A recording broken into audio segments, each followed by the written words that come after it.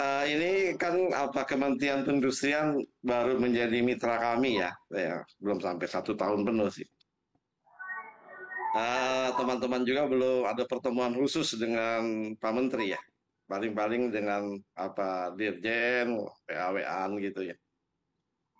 Terus terang teman-teman di Komisi 7 ini kan sangat concern ya untuk mendorong pembangunan industri kita. Isu sentral pembangunan industri itu kan adalah TKDN ya, tingkat kandungan domestik. Sehingga teman-teman tuh cenderung ya menilai, ini kan sudah lama ya, dari zaman seingat saya tahun 2012 ya sudah ada impor dari Jepang ya. Ini kan berketerusan, ya kan ini berketerusan sampai hari ini. Karenanya teman-teman agak cenderung ya mendukung Kementerian Perindustrian ya agar udahlah nggak usah impor barang bekas lagi gitu. Suasananya seperti itu. Cuma Oke. saya pribadi memang menilainya lain ya, karena saya melihat juga apa demand-nya yang semakin hari semakin tinggi ya. Namun ujung-ujungnya saya menilai pemerintah ini nggak bagus perencanaannya. Pemerintah nggak bagus perencanaan. Ini kan sudah lama ya, udah hampir 10 tahun permasalahan ini. Harusnya pemerintah ya duduk bareng. Ini kan Menteri BUMN ya, satu tangannya operator, satu tangannya produsen kereta. Dua-duanya dalam lingkup BUMN. Nah, harusnya matchingkan lah antara supply dan demand, termasuk pendanaannya. Sehingga kita bisa makin menguatkan industri perkereta apian kita secara nasional. Secara umum demikian Mas suasananya. Oke, baik. Berarti ada perencanaan yang kurang baik begitu ya di tubuh pemerintah karena memang sebetulnya ini sudah bisa direncanakan dari jauh-jauh hari bukannya menjadi polemik di saat ini. Saya akan ke Pak Agus. Pak Agus melihat urgensinya sebetulnya untuk impor KRL ini seberapa urgensi Anda melihatnya Pak Agus? Ya, gini, saya sebagai pengacaunya karena saya mengangkat isu ini, jadi saya tidak peduli apakah itu impor, apakah itu produksi dalam negeri. Yang ada harus yang harus ada adalah kereta itu tersedia dan publik bisa menikmati. Anda tahu sendiri sudah hampir 1 juta per hari, dulu sempat 1,2 juta. Anda bayangkan ketika kereta itu tidak ada, mereka naik apa? Masa mau kita kasih ganti sado, andong atau baja? Nggak mungkin.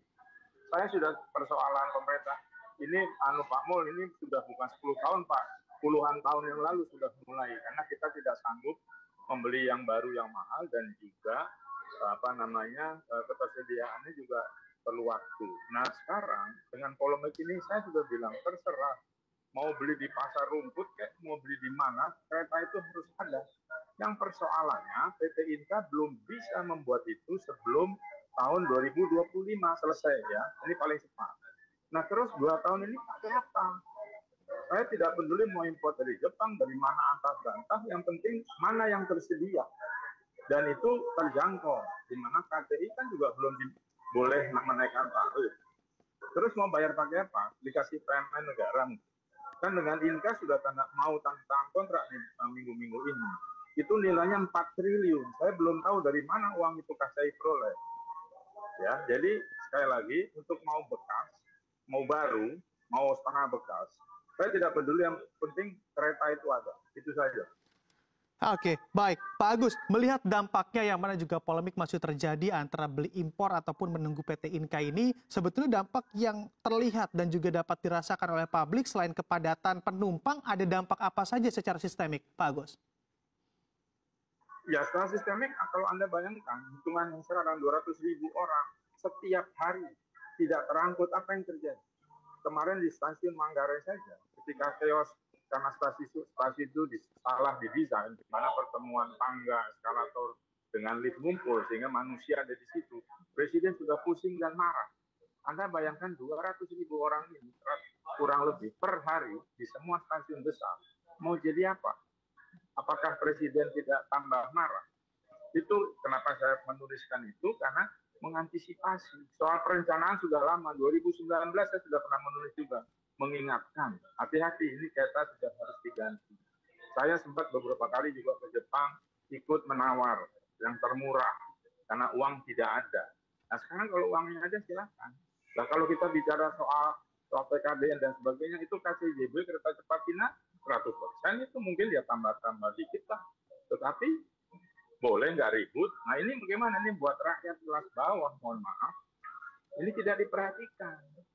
Sekali lagi saya tidak peduli mau pakai kereta dari mana, yang penting ada, itu saja.